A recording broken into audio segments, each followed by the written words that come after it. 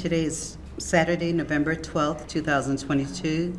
My name is Cynthia Pam Smith, and I'm interviewing Pam Gaskin for the Commemoration and Contextualization Initiative. We're at the Precursor Preparatory College. You start over? Okay,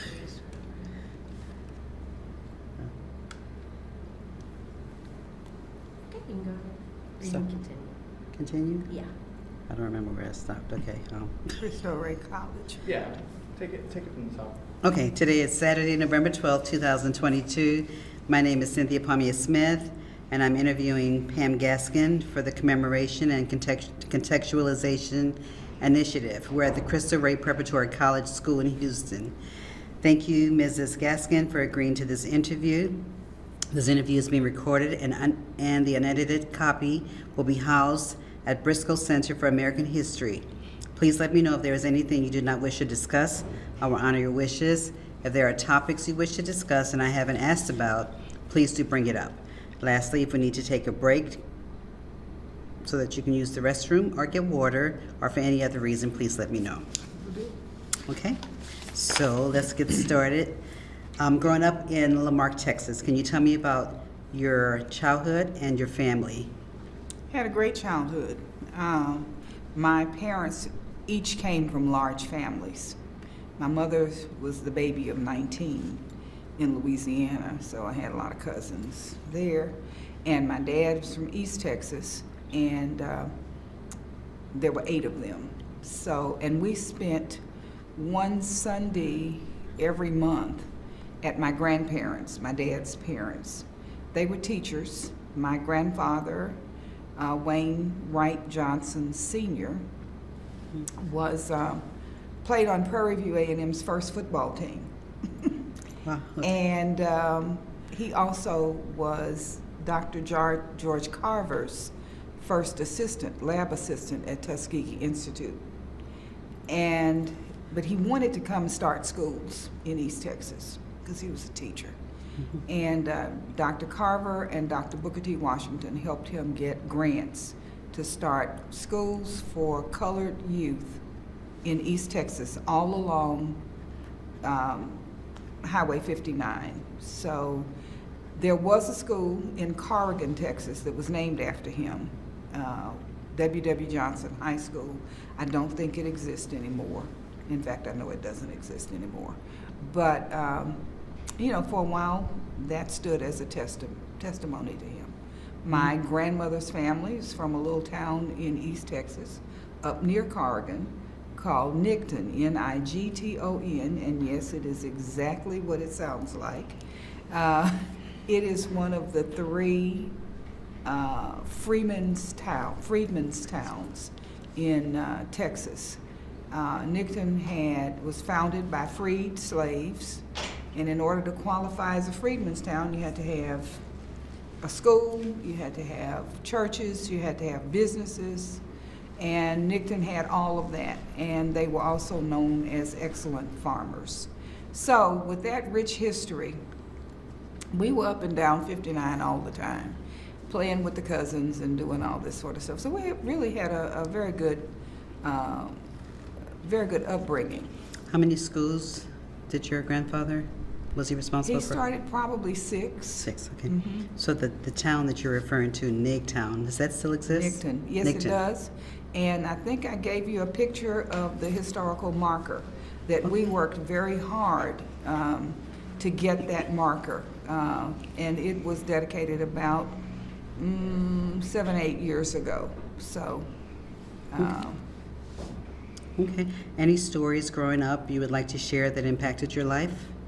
well, my parents were both activists. My dad more so than my mother. My dad was a labor union guy, and he was an organizer for the Laborers International Union. And he and my mom instilled in us the concept of service to the community and service to others. My dad was a voting rights guy, and of course, in Texas, if you were African American, you had to pay a poll tax if you wanted to vote. Poll tax was about $2 in 1950. A loaf of bread in 1950 was 19 cents. So you can, Yes. to pay a poll tax was a high cost.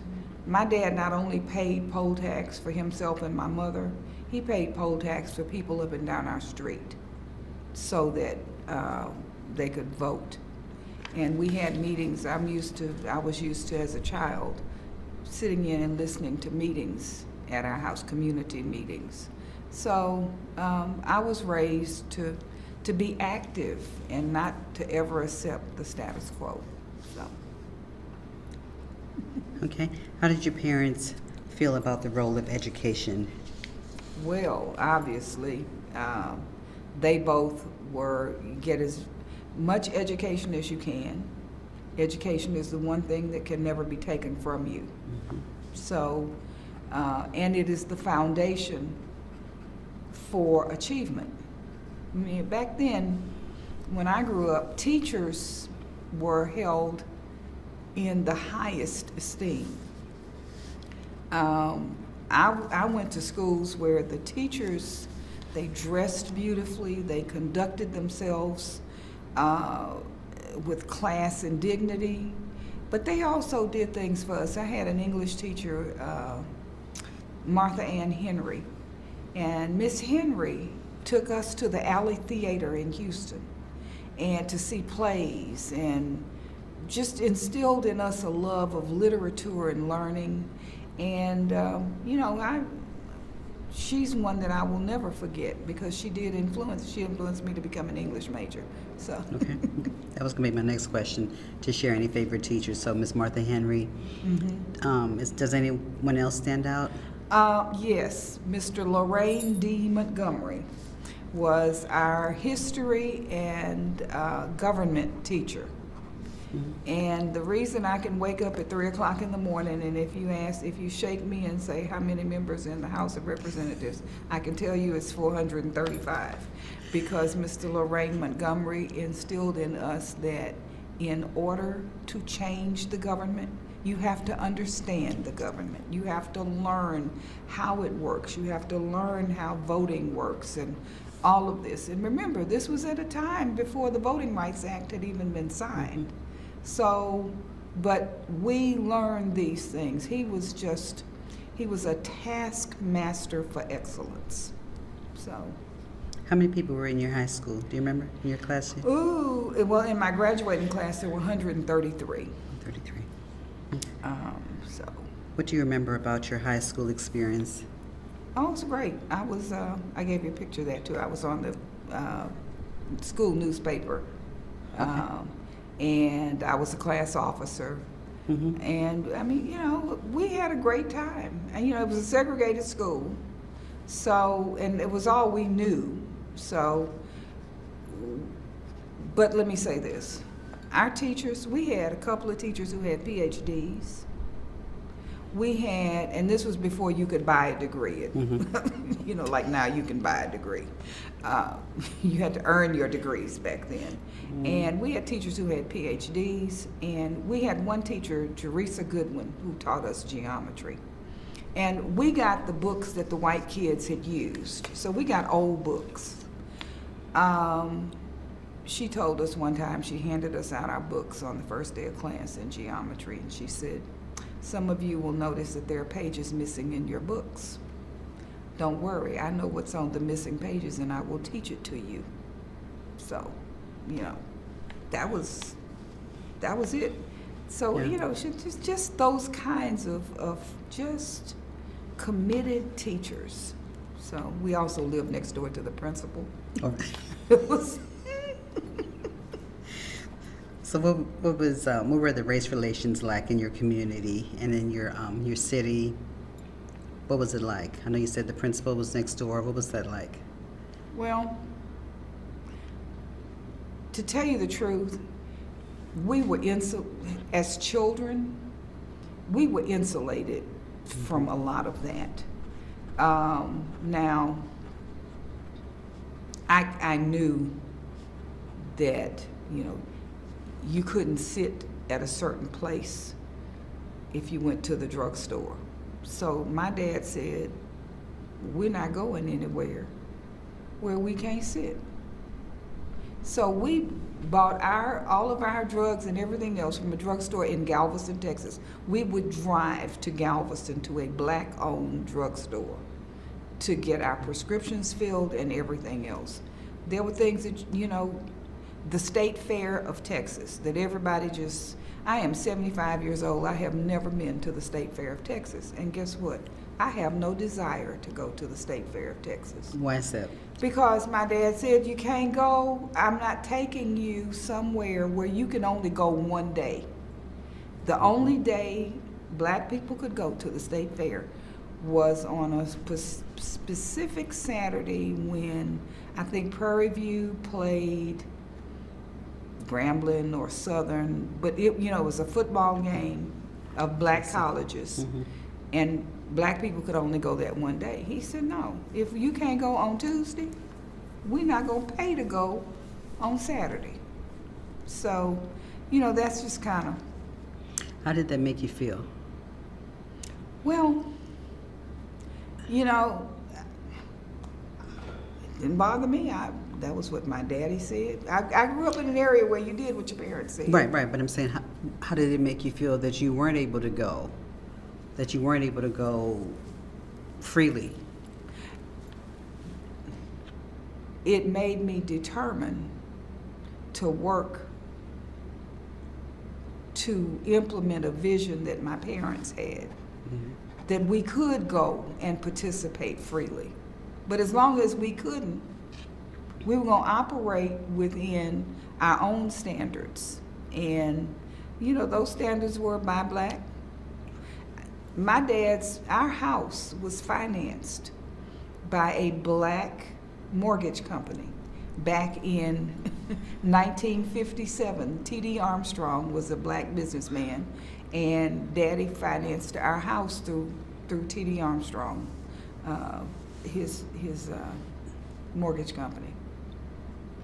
If it had been a black bank, then we would have had our money at the black bank. So.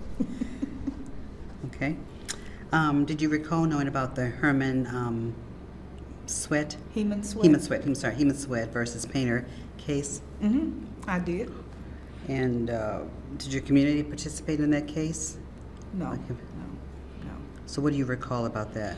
Well, just that he wanted to attend the University of Texas, and the law school, I think it was, and because they didn't want him to attend the law school, that's how Texas Southern got started, actually, in 1947, which is the same year I was born, so that he could go to Texas, he could go to a school. There wasn't a school that had what he wanted that he could be admitted to because he was black. So they started Texas Southern University. Okay. What were some of the other civil rights cases in the news when you were growing up? Oh, of course, Brown versus Board of Education. I was a little girl when I was in elementary school when that, it was 54, I think. But the Brown versus Board of Education, I definitely remember being talked about. I remember them talking about integrating the schools in Lamarck and that sort of thing, which really didn't happen. That Brown versus Board of Education was made the law of the land in 1954. The schools in my hometown didn't integrate until 1967, which was 2 years after I graduated from high school. Okay. What did your family say about the cases? I mean, about the news, these different cases? Well, what we was the kept talk? up with the news. We had a rule in our family. Once you learned how to read, there were two things you had to do. You had to say a different Bible verse every day for grace. You could not say Jesus wept.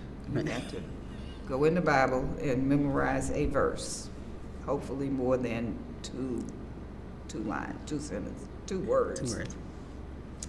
And the other rule was that we all looked at, and this is how it was told to us, you will look at Walter Cronkite's news, and then the TV will be turned off, and we will have dinner, and we will discuss what was on the news.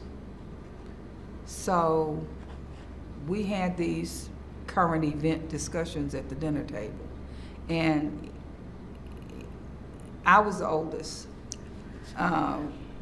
My brother, I can remember him being, 5 or 6 years old, and no, maybe 6. He was going into first grade, maybe. And he wanted to know something about, they were going to have a mock election, and somebody had to be Richard Nixon, and somebody had to be John F. Kennedy. And my daddy said, you better not come back home and tell me you're Richard Nixon. So he got to be John F. Kennedy. But that was in 1960. But, even as a little boy, he was interested in that, and he talked about what does he stand for? Daddy said, you vote for things like, one of the things I'll always remember, he said, when we vote for president, not for who the president is, but for who the president will appoint to the court system. Because we as black people have never won anything except through the courts. They can make all the laws they want. You got folks out here who won't obey them. Only the courts can force folks to obey the laws. So, I've kind of known that, I've gone through these last few years. Folks are like, my God, all of these judges. Well, that's who you voted for president. Then you get their judges, Anyway, I digress. That's okay, that's okay. So, how did you learn about the University of Texas at Austin? Well, everybody knows about the University of Texas at Austin. It's the flagship university. Mm-hmm. I did not want to go there. I had been accepted at the University of Pennsylvania. I didn't even apply to the University of Texas until my daddy made me. I applied to the schools I wanted to go to. I had been accepted at the University of Pennsylvania in a writing program. And I was very excited. And my dad said, have you applied to the University of Texas? And I said, no. They don't want black folks there. And he said, you're going to apply. So I want it in the mail tomorrow. So I'm like, okay. So I applied, I got accepted. And, well, no, let me tell you the real story. I said, Daddy, I don't want to go there. I'm not going to go there. So it doesn't make sense. He said, sit down. I'm going to tell you a story. And after I tell you the story, you're going to apply, and we're not going to discuss this anymore. Remember, he was a union man. Mm-hmm. So I said, okay. He said, in 1946, your mother and I were in Austin for a meeting to organize the A. Philip Randolph Institute and some NAACP chapters in Texas. And she was pregnant. And we'd had these meetings, and she always walked in the afternoons, in the evenings. So she and I started walking, and we walked up on the campus of the University of Texas. And out of nowhere came a police officer with a gun, pointed at your mother's stomach, and said, niggers are not allowed on this campus. And he kept the gun on us until we were off campus. And he said he put his hand on my mother's belly and said, this baby is going to this school. So I became a Longhorn. Well, my next question was going to be, how did your family feel about you coming? So take me back to, you graduate from high school, and you're walking, are you preparing to move into the dorms? Oh, No, my dad then took me to Reverend Bill Lawson's classes that he had on peaceful protest, because he said I had a bad temper and he wasn't sending me to college to get expelled for fighting somebody. So I needed to go and get centered. And so I went to Bill Lawson's at Will Avenue. Daddy, I drove up every Saturday and went to Reverend Lawson's classes on peaceful protests for 6 weeks. You and how many people were It was there? about 18 or 20 of us in my unit. And, we were all like, nobody's going to do this. They would push us. They would call us the N-word, all of this kind of stuff. And Reverend Lawson, I don't know if you know him. Reverend Lawson is a man that when he speaks authoritatively. Yes. And he never raises his voice. So he kind of imbued that into us. All right, so I got prepared. So we had to send our pictures with our applications. That's so they wouldn't accidentally put a black person in the dorm, because the dorms really were not integrated then. I think there were a few dorms, but like Kinsolving was not, and but you could get into Andrews, the older dorms. Mm-hmm.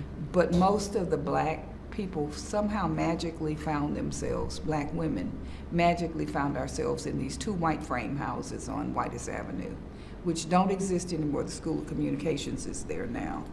But Whitus and Almetris were the co-ops that we were in, and I was in Almetris and had the just blessing to meet Almetris Marsh Duran, who was our house mother, who kept us sane through all sorts of things. But Were you afraid? no, Oh. no, I was not raised to be afraid. Were you timid? Can't you No, tell? I will. Were you timid in any way? You were No. just. No. So what is your friends, your close friends? What did they think when you told them that you were going to go to UT? Oh, you go there, And there was one girl from my class, by Ricks, who also went Mm-hmm. to UT. And we had several friends who went to Houston-Tillotson from our class. So, we were all going to be in Austin, so, hey. So you arrived on campus. What's your first impression? It I was guess how did- huge. Yeah. Huge and hilly. Remember, I came from the coast, Right. flat land. I called my mother after the first week. I said, "Mommy, I think I have polio. My legs are sore." Just from walking up and down those little, Did you get a lot of stares? Oh yeah, stairs would be one of the nicer things that happened. I'd been there 3 weeks. I was coming out of Bats Hall, and Reverend Lawson's training kicked in on this particular day. This white girl walked up, and she was literally this close to me. She spit in my face. That spit coming down my face. Reverend Lawson taught us the first instinct you have if someone spits on you is to wipe it off. That's your that's your human instinct. But by wiping it off, you acknowledge the act, and you transfer power to the other person. So just ignore it and hold on to something. He said, because that's also the act of a bully. Mm-hmm. So what does a bully respond to? You holler back at a bully, and a bully will move. But if you are passive in front of a bully, they'll just keep walking on you and spitting on you. So I'm holding my books. I got this spit running down my face. And she spit in my face and said, "Why don't you niggers go home? We don't want you here." And I summoned up all I could and screamed at her, "Get out of my face. I didn't come here to be with you. I don't know you. Get out of my face." And she was just so taken aback. She stepped back and gave me room to keep walking. I made it to the chemistry building, and I couldn't go any further. I leaned against the building and literally sunk down to the ground, and I cried, and I don't know for how long I cried. But I will tell you this, everybody that walked past me, not one person stopped to say, "Are you okay? What can I do to help? What has happened?" I am bawling my eyes out, and not one soul. Now, you know, they used to also tell us, if you see a black person on campus, speak to them, because you may not see one for 2 weeks. Mm-hmm. So, you know, so there wasn't no black people walking by. Anyway, I got up, I went to the Almetris. I called my dad, collect. I said, "You have to come get me. I can't do this. They don't want me here. I'm not." He said, "She spit on you?" I said, "Yeah." He said, "Well, that's probably the worst thing that's going to happen to you in 4 years. You're good. Keep on."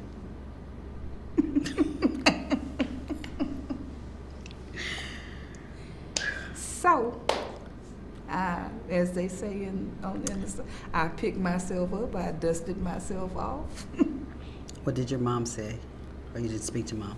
I didn't speak to my mom. Mm-hmm. Did you see that person Because again? my mom probably would have been on her way to Austin and taking her earrings off and show it to me, you know. Did you see this person again, or? Yeah, she was in a class with me. She was. So, yeah. Okay, so We never had another interaction, though. anything else happened after that with anyone Well, else? let's see. Then there was Daryl Royal, who everybody loves, who I don't love. We went to see him. We had a little group. We were organizing the black students. Mm-hmm. So we went to see him because there were no black athletes. Specifically, there were no black football players. And so we wanted to know when he was going to recruit some black football players, because Jerry Levias was at SMU running all up and down the field. Mm-hmm. Warren McVeigh was at the University of Houston. You know what I mean? Yeah. Even Texas A&M had some black players, you know. But the university, the Sorbonne of the South, did not have any black players. So he put his booted feet up on his desk, and he said, "Well, as long as the alumni don't want me to recruit niggers, I won't be recruiting any." He said, "Okay. We'll just go back and pretend like we are Joshua fighting the Battle of Jericho, and we just gonna march around." We marched around Memorial Stadium every weekend with, you know, our little protest signs. So then I don't remember who the school was. I know this is recorded somewhere in the university because I've seen it. We went to a football game, and we decided we were going because the opposing school had a fabulous running back, black running back, and we were gonna go and cheer for that person. And we wore that school's colors and the whole bit, and we put our little signs under our coats. So we looked to see where the TV cameras were. And at an appropriate time, it was 14 of us. We pull out our little signs that said, "Bevo needs soul." And so the Texas Rangers escorted us out. Anyway, so that's another thing I've never been to. I've never been yet to a game in Memorial Stadium. I haven't reconciled that, so. Wow. Okay, what were your expectations before you arrived on campus? And how did what your actual experience compare or differ from those expectations? You know, I didn't have any expectations. My expectation was that I was going there to get the best degree that the state of Texas offered. I went there to get a degree.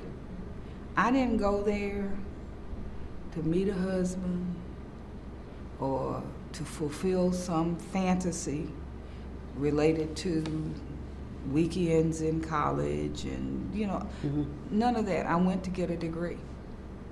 And that was it.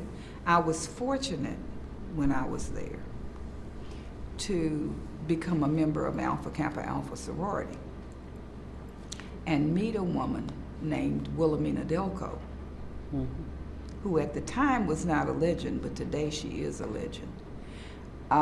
She was our graduate advisor, and the Voting Rights Act was signed 3 weeks before I entered the University of Texas. So, Wilhelmina Delco, when we pledged, she had us in East Austin every weekend going door to door, registering people to vote. Now, we were not eligible to vote because you had to be 21 to vote at that time in Texas. So we're a bunch of 18 and 19-year-olds, but we are going door to door. And that is really what hooked me on registering people to vote. Voter registration is my lifelong passion, okay? Voting is my lifelong passion. Folks would say, well, how much does it cost? Because they were used to paying poll tax or having to pay poll tax. You say, no, this is your right as a citizen. The Voting Rights Act of 1965 was passed, and now, you can register to vote. Oh, sugar, come here. Let's get, if it was a man that answered, he'd get his wife to come, and they'd get registered, and it was like people were happy. So we did that.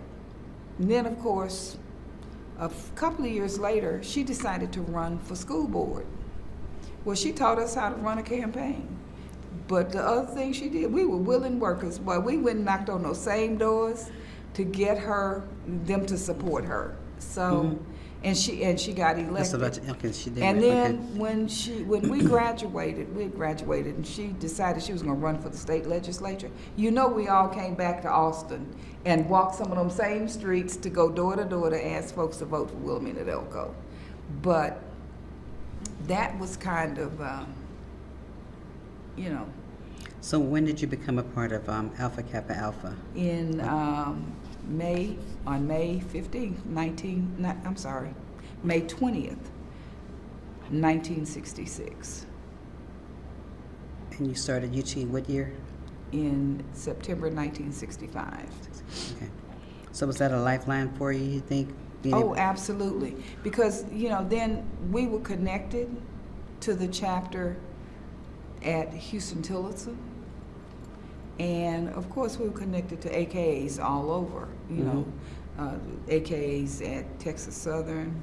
Prairie View didn't have sororities at the time, but but we got connected all over the state and, quite frankly, all over our region. I met AKAs from Louisiana, Arkansas, from our region. So it was great.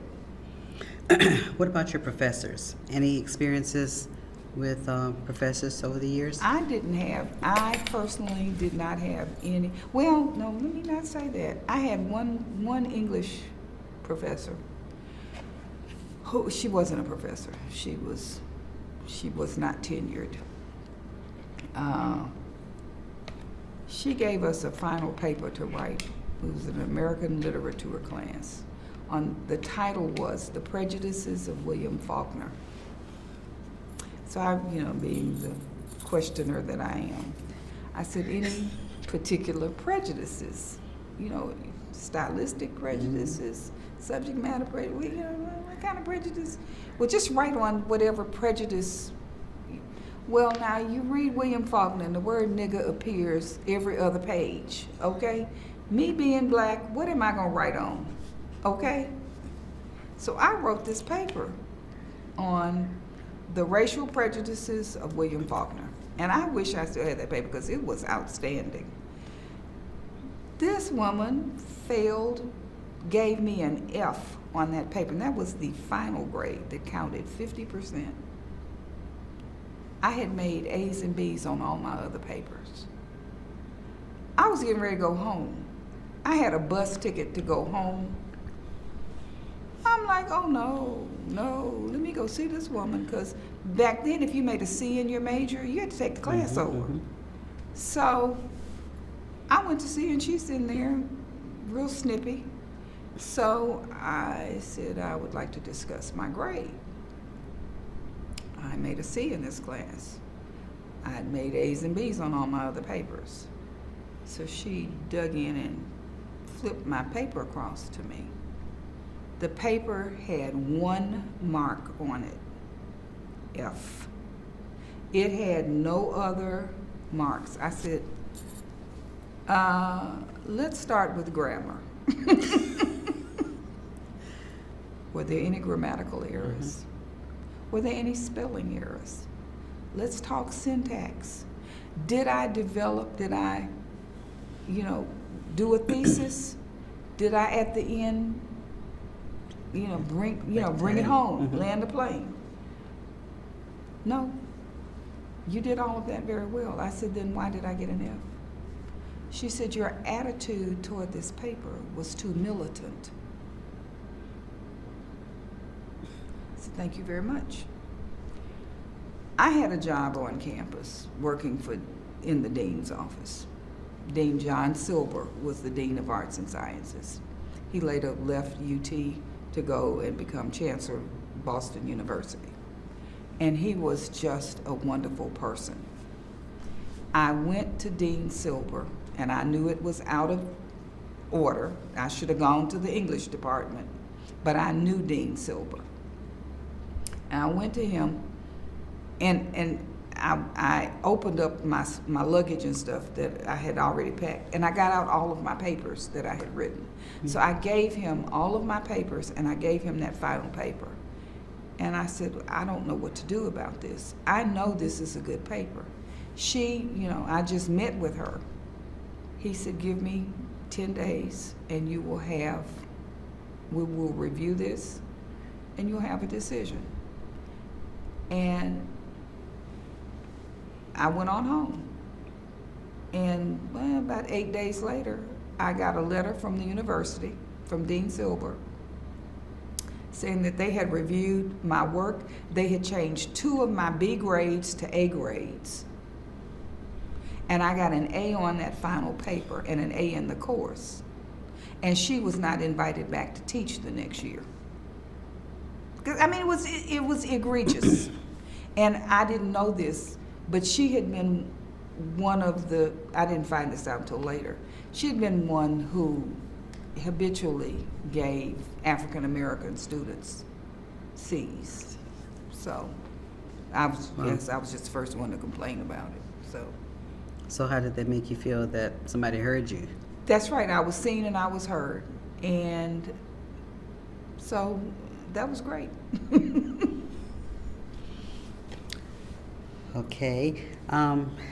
Living situation, first 2 years on campus. Then the second year I stayed, they integrated the other co-ops. So I moved to Halstead Co-op. And I had a roommate from Dallas, Ruth Franklin. Still all black? No, this was in integrated. Okay. And so I lived there. And the next year I became the co-op, head honcho.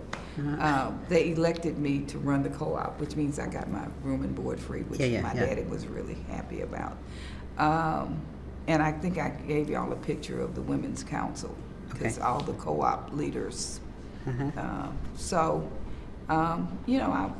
I was there. And then the last year, Ruth and I moved off campus. We rented a house because we had to file a lawsuit about housing in Austin. Because if you were black, you couldn't rent an apartment on the UT side of I-35. Yeah. So a lawsuit had been filed and was subsequently won. But we rented a house. You could find individual, like professors who may have owned rental property, and they would rent to us. But no apartment buildings would rent to us. So who assisted you and Ruth with this lawsuit? Was it the two of y'all? No. It wasn't just us. In fact, it was filed on behalf of, who was it? I think it was an amalgamation of people. I mean, it was probably 20 of us in that lawsuit. And we were assisted by some local attorneys there in Austin, NAACP attorneys. So while attending college, you said you did work in what department was it? The College of Arts and Sciences, in the dean's office. Okay. Did they ever allow black football players while you were at the university? No. Not the entire, okay. My last semester was the fall semester of '68. And I think they had just recruited Roosevelt Leaks, who came much before Earl Campbell. So, but he had just been, I think he was a freshman. So he wasn't really playing with the big boys, but he did the next year, and he was very good too, by the way. So. Okay. Can you tell me about your community of friends at UT? Oh, it was great. Now, when I first started, there were only 125 African Americans. Now, if you're a little kid who came out of a segregated community, your church was black, and now you're reduced to 125 black people. And this was graduate students and undergraduate students. This wasn't just undergraduate students. So we just kind of, we were friends. All the Greek people were friends. We had people that we were friendly with at Houston Tillotson. I can't think of the name of the church I went to. I don't know why I can't think of the name, but we had a church. I went to the Methodist church over at East Austin and St. James maybe.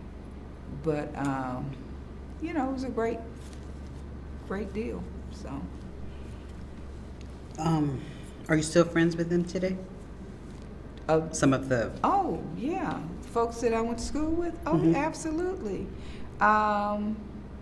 In fact, one of my line sisters, that's what we call the people who pledge with you, Linda Lewis, we the two of us maintained our activism, our political activism. And Linda went on to be, she was Bob Bullock's chief of staff when he was comptroller. And I think she worked for him a little bit when he was lieutenant governor. But then she moved back to Waco and she was the state of Texas' first African-American elections administrator for McLennan County. She now heads up election protection for the NAACP. So this week I have talked to Linda a lot. Because, I have had to refer people to her. But, so I keep up with her. There's Arlene Lawson is here in town. I keep up with her.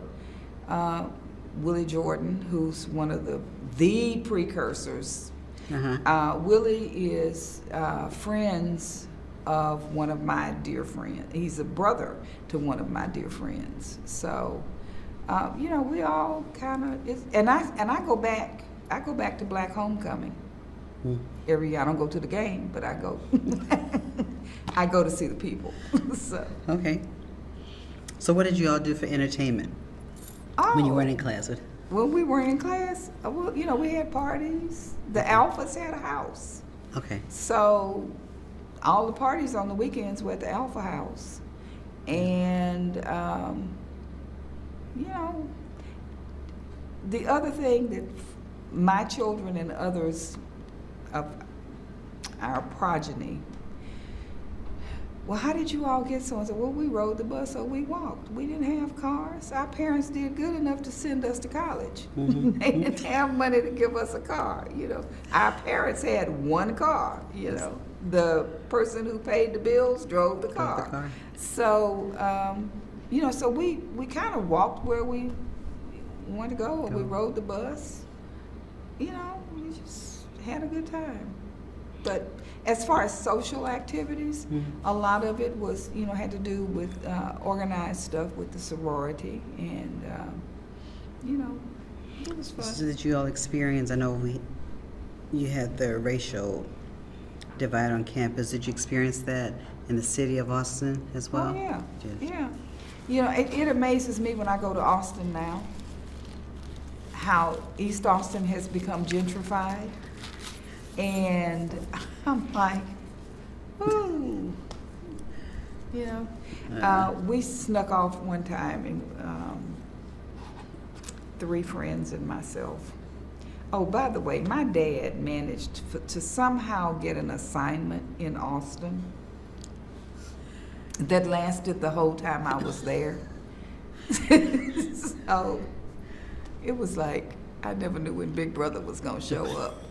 But this one time, we had gone to this little bar in East Austin on East 12th Street. And I'm probably gonna say some things that you probably have no idea what I'm talking about. But there were 4 of us, and we get in here and we order champagne cocktails. Oh, I know. Oh, you know about I'm champagne aware of it. cocktails? Okay. I think I do. it's embarrassing to admit that now, but anyway, we ordered I these. do think champagne. Right, champagne cocktails. And with extra cherries. So the woman brings us our drinks, and we go to pay her, and she says, a gentleman has paid for your drinks. Well, first of all, we are too young to be drinking. They're not even supposed to be serving us this stuff, okay? We are 18 years old, and we're like, hey, you know, a gentleman, oh. About this time, my roommate is sitting across from me, and her eyes get big. And her eyes are getting big just as this hand comes down on my shoulder. And I look and I recognize the ring. I said, what in the entire hell is my daddy doing here? And he said, go on and drink your drinks. You come on with me. I literally thought he was going to take me out and give me a spanking. I really did. He said, come go with me. He took me to introduce me to the man who owned the place. He introduced me to all the wait staff. He said, if you ever see her in here, here's my card. Call me collect. Like, okay. So then we drank our little drinks, and we had gotten there because this one girl did have a car, okay? Mm-hmm. So we all got back in the car and went back to campus. Did your dad leave? Yeah, he left, but he was in Austin. He was in Austin 3 days a week. And somehow his assignment ended after I graduated. So my question was going to be, did it make you feel safer having him? Yes, it did. Because we went to jail one time for protesting. Oh. And we'd been out protesting and they arrested us. And I told you he was a labor guy. Mm-hmm, mm-hmm. He got the president of the local AFL-CIO. And they sent a limousine to pick us up from the Travis County Jail. Can you believe that? Anyway, Wow. that's okay. But I felt fine. I never felt alone. Always watched over. So he did allow you to finish your drink, though, right? No, Oh, he I did. couldn't finish Oh, you mine. couldn't finish they yours. could finish theirs. Okay. Yeah. So did you go back? Well, I went back to campus. What? No. I'm saying, did you ever? No, it was a long time before I could even look in the direction of that place when I drove down. It was like I was so embarrassed. Anyway. Okay. What was your relationship with the wider Black community in Austin while you were at UT? It was great. You know, we did community service projects. We did. I think I put a picture in there of us at a Christmas program for kids. We did toys for kids, and you know, a lot of it we arranged through the churches and through the sorority, and working with the graduate chapter of the sorority. A lot of those women were, you know, pillars of the community. So, you know. What were the spaces you felt most welcomed at UT and at Austin, two separate ones? Well, I always felt welcome and secure in Almitra's co-op. That was where everybody gravitated. During the week, we played cards, you know, we had these Black Power discussions, and, you know, it was just a nice place. And if you were having a down day, Miss Duran would bring you in and fix you a cup of tea and pat you on the shoulder and let you cry and say, baby, you're gonna be fine. You know, so that was a nice, even after we moved out of Almitra's, when I was running Halstead Co-op, I would go to Almitra's just for the soul,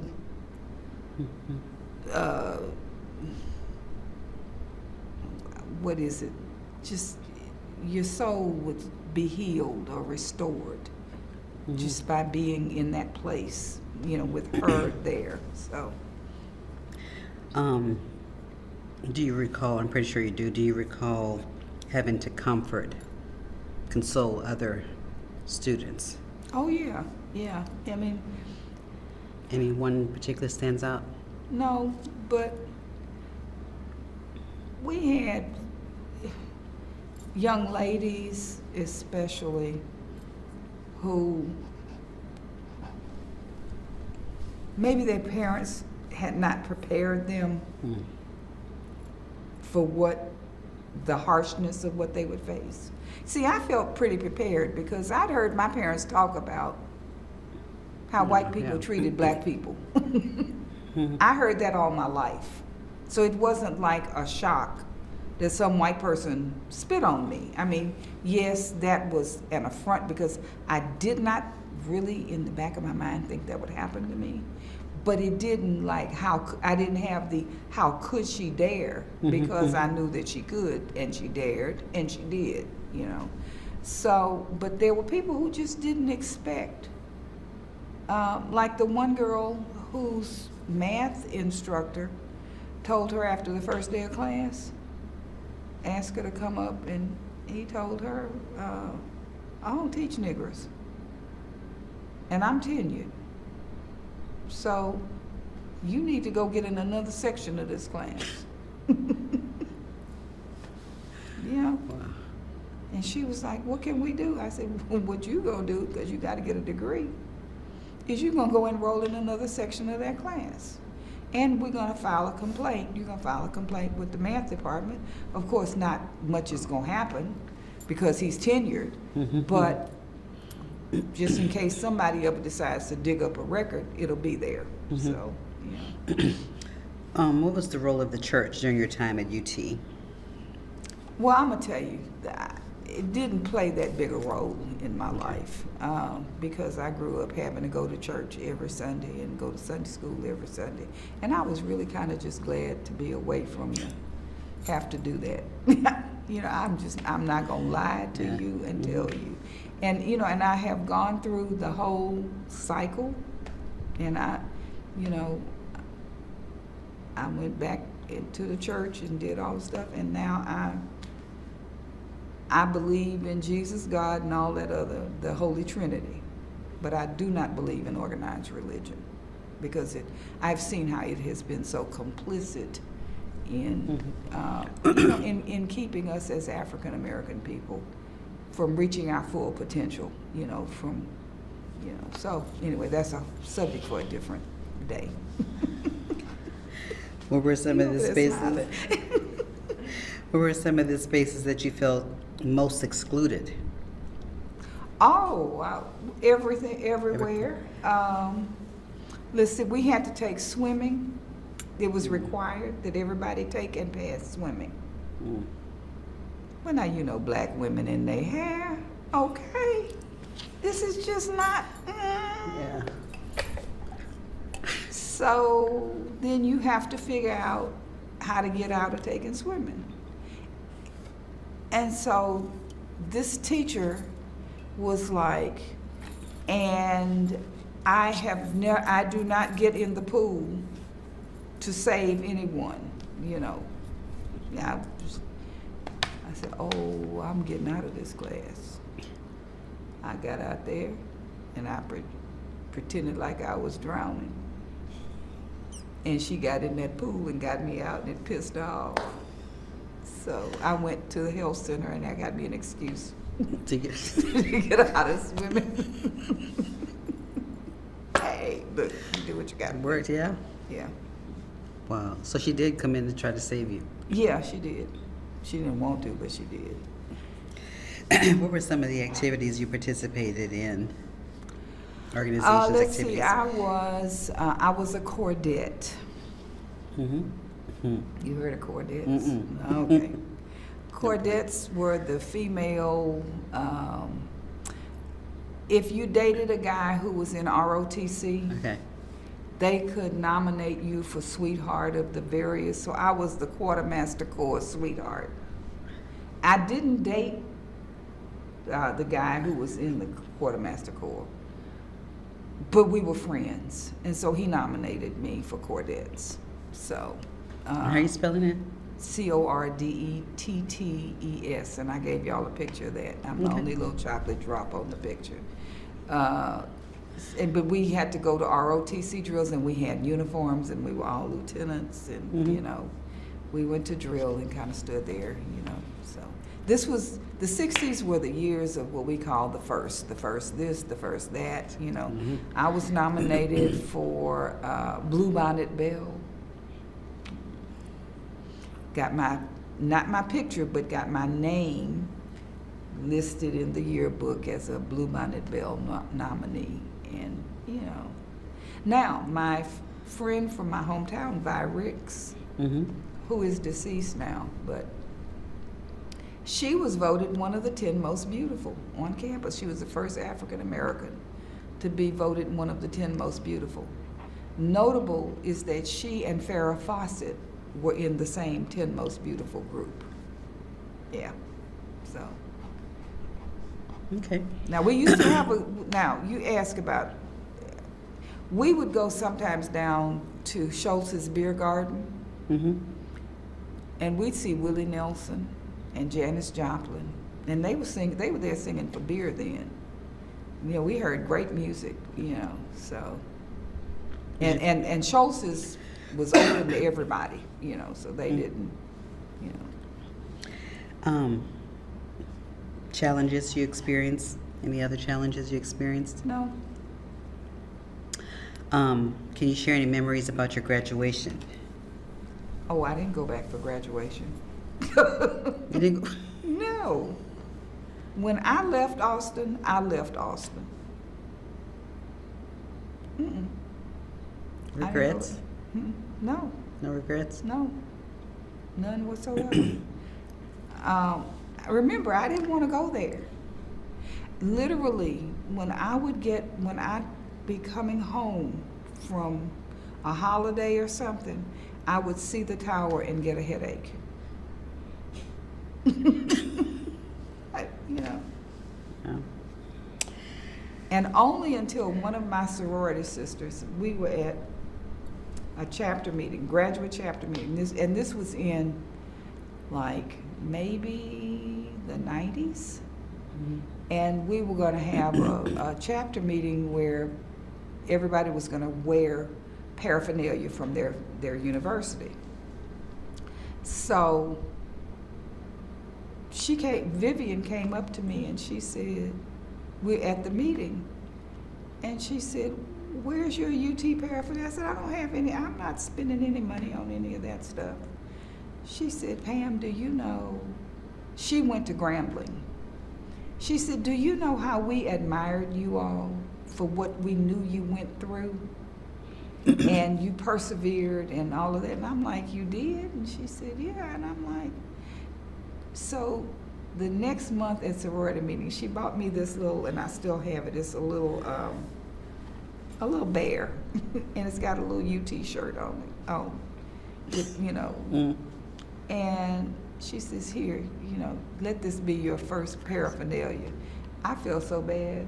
As Sarah Vivian did that for me, and I'm like, okay, maybe I would need to rethink this. Because there were other young ladies in the chapter who had come through and pledged the same Delta Xi chapter, who were in the chapter, and they would have on their stuff, you know, and they'd say things to me like, Sarah, Pam, when you all went to football games, we didn't go to football games. We went to Memorial Stadium and marched around. You know, my experience was so different from theirs. Yeah. And it was just, you know, I wasn't going to try to seek any common ground. I just wasn't. But, you know, Vivian shamed me into it, so. So you have some now? Yeah, yeah. I even gave y'all a picture of me and the dog. The dog got on a UT shirt. Okay, describe your academic and or professional life after finishing your degree.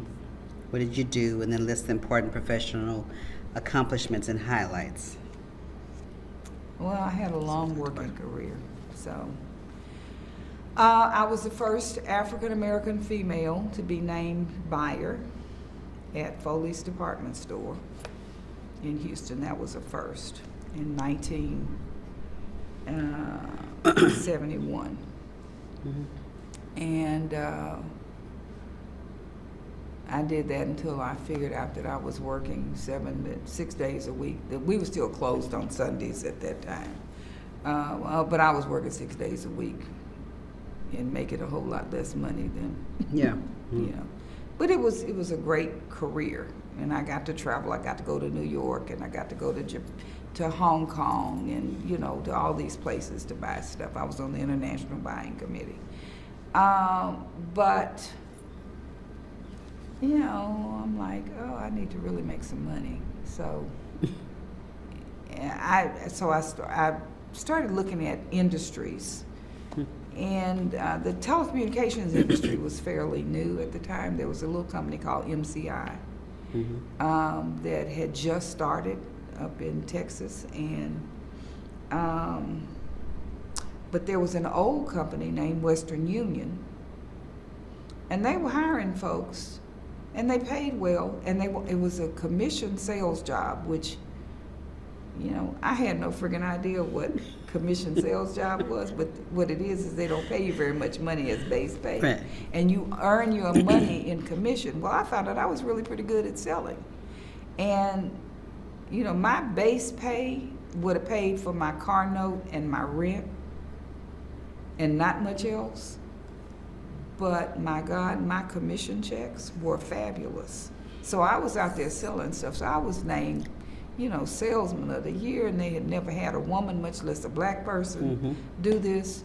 So I met some folks from Southwestern Bell, and they recruited me because they were trying to start a professional sales organization. So I went to work for Southwestern Bell, and I was there. And, you know, what I learned was that some of the same things that you fight that I fought at the University of Texas existed in corporate America. There were people who just didn't want you to make it. However, the difference between the University of Texas and this is, I figured out, if you making money and they're making money, they will leave you alone. Right.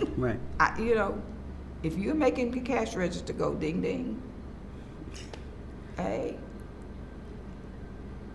what is it? Money talks and bullshit walks, you know, so.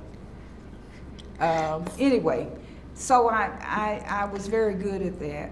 Mm-hmm. But then I said, I believe in reinvention, and I believe that you kind of always keep up with what's going on. So I said, well, let me look in. Data communications was a thing in the 80s. So I said, this is the area of the company I want to go in. So I was fortunate. I got sent to MIT. They sent me to MIT for 9 weeks because they thought I really had aptitude here. And I went to MIT for a 9-week class, got a certification, and did extremely well up there. So then I got sent to Bell Labs. I did a little stint at Bell Labs, which is, you know, if you know anything about Bell, the Bell system, Bell Labs is, woo, that's where the geniuses are. Okay. I got to work on the, when they were putting together all of these features, caller ID, and all this stuff. But let me tell you, I went to the marketing side to learn how they were going to market it, and I was disgusted because they really marketed this stuff to black people. And some of the things that they said were like, you know, folks who having trouble keeping up with their bills, you know, they can use caller ID. Oh yeah. Do you know, folks would ask me, you work for the phone company and you don't have caller ID? No, I don't. I am not in witness protection, and I pay my bills on time. But these things were marketed, and that wasn't the main marketing plan, but that was a little, area of marketing. And who was out there buying all them features and paying $5 a month, which was expensive, you know? I mean, that was expensive. Anyway, so, but I was fortunate to be able to participate in and have my voice heard in some of those kinds of things.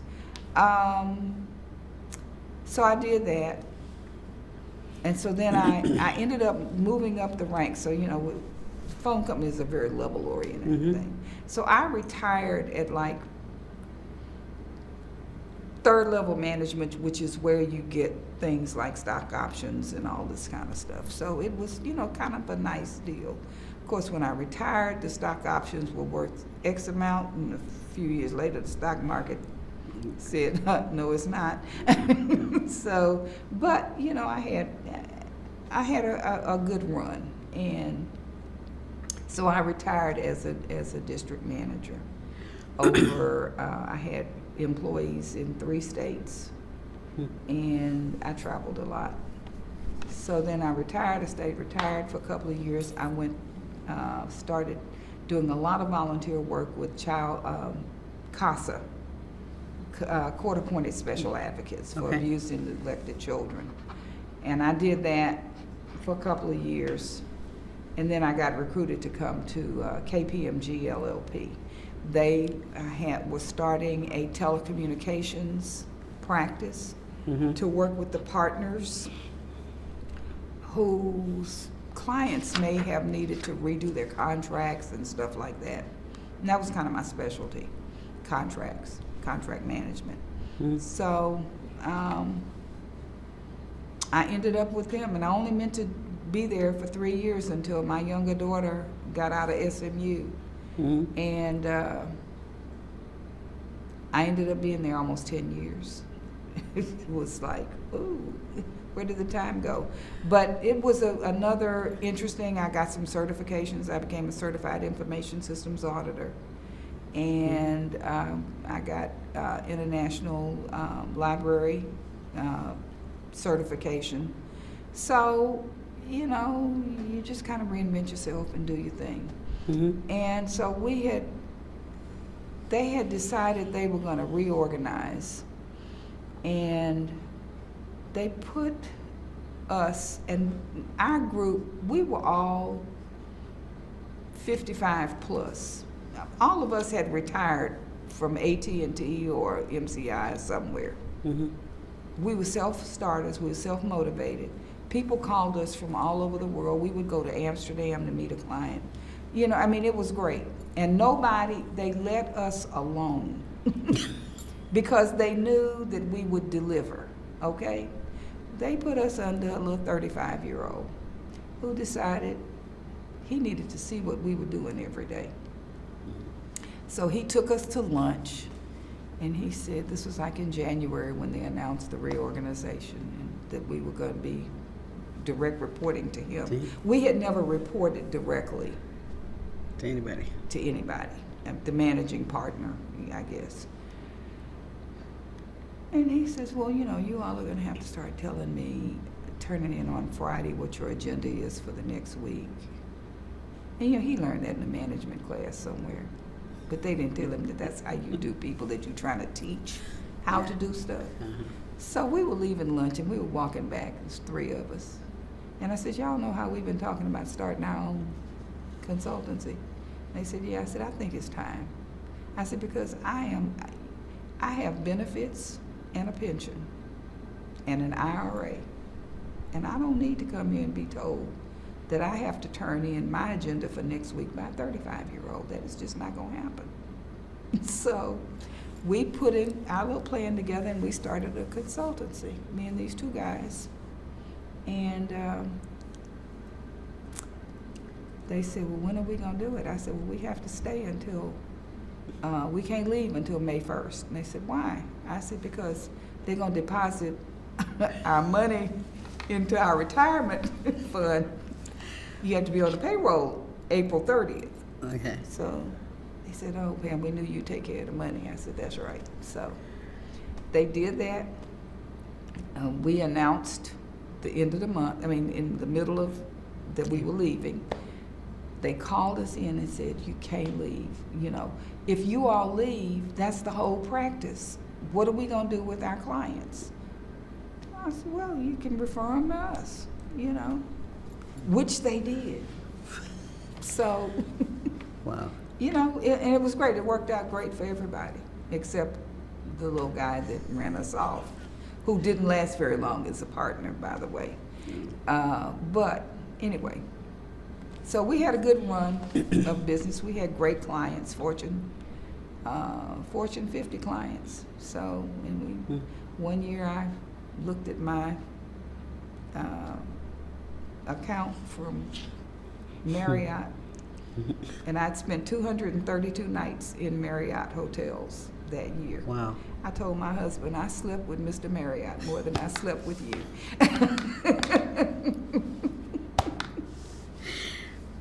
Which might have made Wow. him happy, I don't know. No. But anyway, so that's about it. Okay, so let's talk about the role of education in your life. How do you view education? Oh, it's necessary. Education is not up for debate, ever. And I do have a regret. I regret that I did not, when I could have, gone to either law school or gotten my master's degree. I regret that. And every now and then a wild thought comes through and says, girl, you know you ought to go on and get that master's degree. And I'm like, for what? To put on my obituary? Anyway, so. Okay, so lessons learned. Lessons learned through all of this. Through all of this, what you put out in the atmosphere comes back to you. So I try to put positivity into the atmosphere. I try to put a sense of realism. I like to, you know, as the kids say, I like to keep it real. Being authentic is, people can see through phoniness. And you'll never accomplish anything by trying to be something that you're not, you know? whatever you are, be that and be real good at it. You know? Yeah. Okay, the decision to attend UT Austin made it possible for other black students to attend. What advice would you give the current generation? Get everything, be a part of the university. Don't be in the university, be of, watch your preposition, be of the university. Because, you know, it just does my heart good to see the black kids who are leaders in student government. And, you know, when I opened my magazine one time and saw these, you know, what? You know, president of the student body? Because when I was there, Lloyd Doggett was the president of the student body, and he just got reelected, I think, for his umpteenth term representing Austin in Congress. But, and my brother was in student government when he went to UT. I just, be of the university. That's what I would tell them. Be active in whatever, but, and take advantage, because the University of Texas offers some great connections. And you don't have to buy into all the BS, but you do have to understand that there are things that you can make work for you. So, you know, make it work for you. You're spending all this money, and Lord knows the kids today are spending a whole lot more money than my daddy spent $4,100 and some odd dollars and change to put me through the University of Texas. 4 years. That won't buy a semester now. So, you know, but that was a lot of money back then. But make it work for you. Because, you know, there are connections you can make and all of this. Don't go and party your life away. Because you can party anywhere. You know, if you party your life away, they're going to expel you. And then you're going to be at a cheaper party. You know, at least party where you can buy a good bottle of wine. You know, get a degree so you can buy a good bottle of wine. Don't get put out and all you can afford is champagne, okay? So out of everything that you experienced, what's the just one memory that stands out? One? Just one. Just one. Okay, this is funny. When we were pledging the sorority, we had to go to Littlefield Fountain at 2 in the morning and put some Joy dishwashing detergent in the fountain. And then we had to climb up on those horses. We had to wear all black.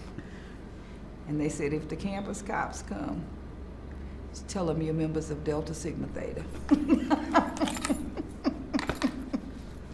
The cops didn't come, but we went and did our little whatever. That was the most fun I had. And then after I found out that George Littlefield was a Confederate general, I'm like, we should have done a few other things to those horses, but we didn't. But anyway, what can I say? But that was a fun memory, you know, that's, you know. I read that you were one of the charter members for the Alpha Kappa Alpha sorority in Missouri City, that you founded that chapter. Can you talk about that? How did you? Yeah. Briefly. We didn't have, Missouri City at the time didn't have that many, maybe 10,000, 12,000 residents. And there was only one other chapter of the sorority. And I had run into, at the grocery store and everywhere else, lots of women who were members of the sorority but who were not active. And they, like me. And so I met another lady, Dolores Smith, who lived in my neighborhood, and we were talking. I said, you know, we ought to start a chapter. And she said, I think that's a great idea. So we got together, and the two of us, and we put an ad in the paper and said, if you're a member of Alpha Kappa Alpha and are interested in starting a chapter, come to this address on Saturday. And we were expecting maybe 10 or 12 people. 30 women showed up. And we ended up chartering with 44 women, which, you know, was a nice sized chapter at the time. So that chapter now has over 700 members. Yeah, so, Okay. and it is an award-winning chapter, so. Okay. Anything you would do different? Looking back, anything you would do different? No. Are you still angry? Or are you angry? No. I mean, you could probably sense that sometimes the anger comes out. But I have reconciled myself to the university. I do regret that I threw away some yearbooks and stuff I was cleaning out, and I'm like, who needs this, you know? I do regret that. But no, I'm not angry.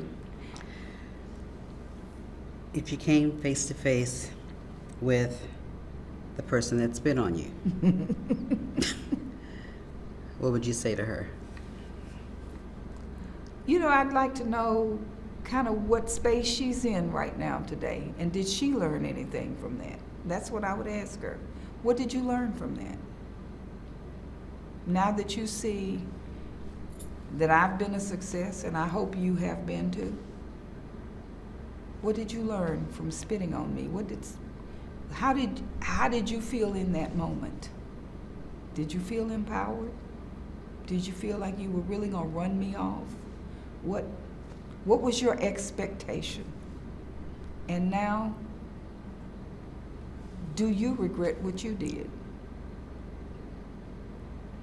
Those are the things I would ask that person. Okay, these are the questions that I wrote. Let's see. Any African American professors or anyone in charge at UT look out for you all? We didn't have, Yeah, not when I was there. Okay. Dr. Perry was there, who the Perry Library is named Okay. after. But he came like my senior year. The only person that we had who reliably looked after us, who was of African American descent, was Mrs. Duran. Okay.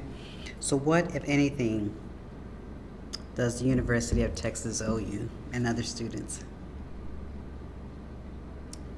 I think the University of Texas owes us the acknowledgement, just the acknowledgement, that they did not do all that they could have done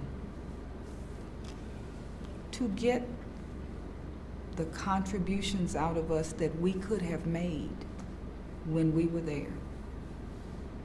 There were things that probably, looking at a lot of the people that I went to school with, could have done marvelous things for the university. Okay. In one word, what's your charge to current and future African American students that attend the University of Texas? One word. Persevere. Okay. And was it personal for you? Was it this whole experience? Was it personal? Was it just business, or did you feel like it was personal for you? At the university, you mean? Mm-hmm. Oh, it was just business. I was there, it was just business. I went there to get a degree and I got it. Okay, so you never felt like they were after you. You just felt like it was the order of the day. No, this is how they were. Okay. And I just happened to intersect at that point in time. Okay. And finally, finish the sentence for me. University of Texas, Austin was. Oh my goodness. One word. No, it's not one word. Just finish the sentence. You.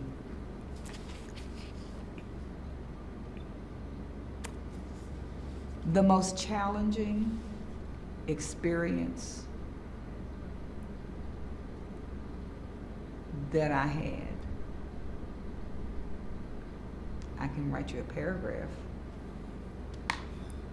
The experience at the University of Texas laid the groundwork for many of my beliefs and work ethic that I developed. How to work around pain, how to work around feelings of inadequacy, or when people are trying to make you feel inadequate when you know you're not. Mhm. Okay.